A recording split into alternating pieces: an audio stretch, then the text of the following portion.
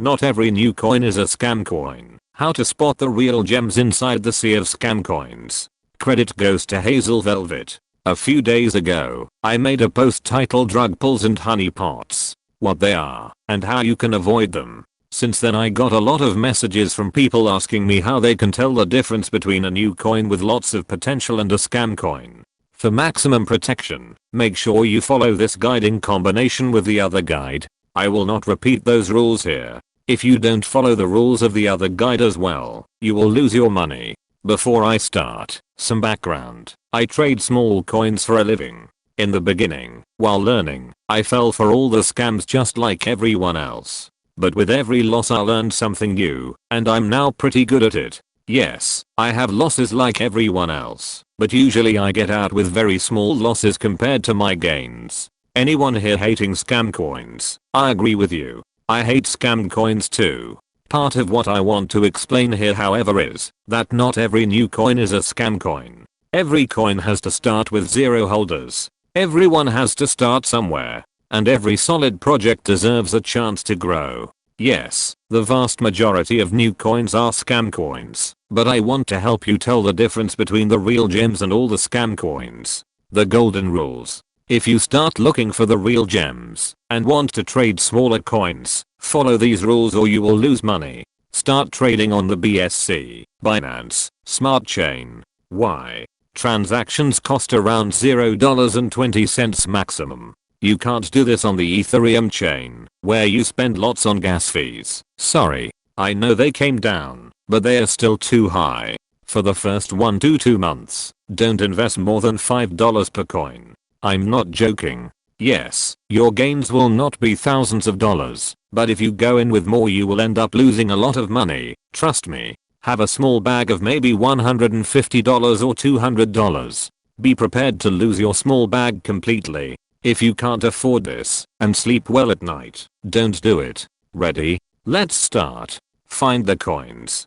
Go to the BSC scan website. Look up the links yourself. I don't want to link spam this post. Then, go to view BEP20 transfers. If the list looks confusing, don't worry. Look at the rightmost column that says tokens. You must look for the gray icon besides the coin names. Why? Because that means the coin is new. Established coins already have their icons listed, and that means you're usually too late to make high gains. You can refresh that page for new coins every second. You will always find new ones. Open the new coins with the gray icon in separate tabs and look at them.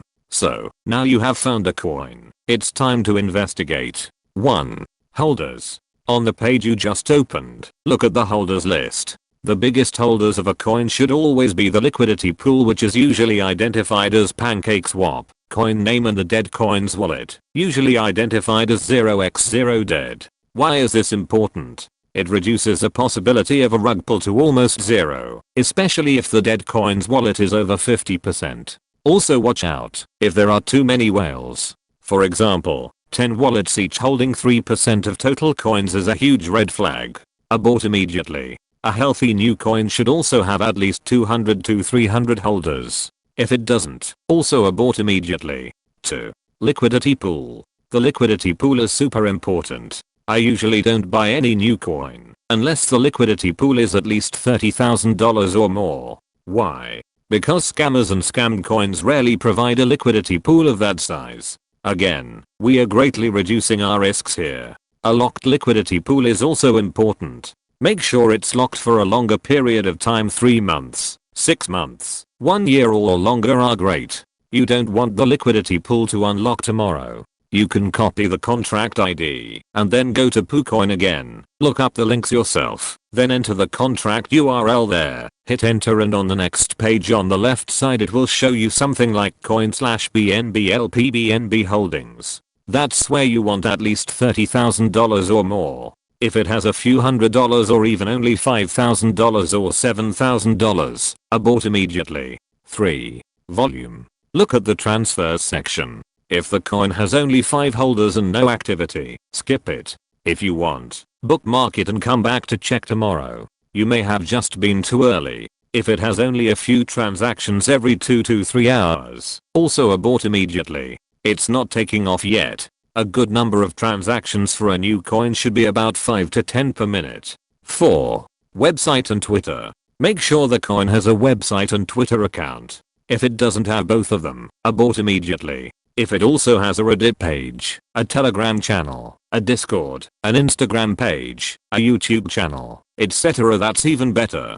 5. Coin name and design. The logo of the coin and the design of the graphics and website are very important. If it's not attractive, people will not jump in, and it won't take off. If they use stock images that you've seen 100 times elsewhere, abort immediately. The name is also super important. If it has a catchy name like Save the World, it's much more likely to take off than Funky Toilet Coin 55. 6. Bonus. Dark's team. This one is a huge bonus. If the team members publicly identify themselves, for example through YouTube videos or Livama, it reduces the chance of a scam to almost zero. Why?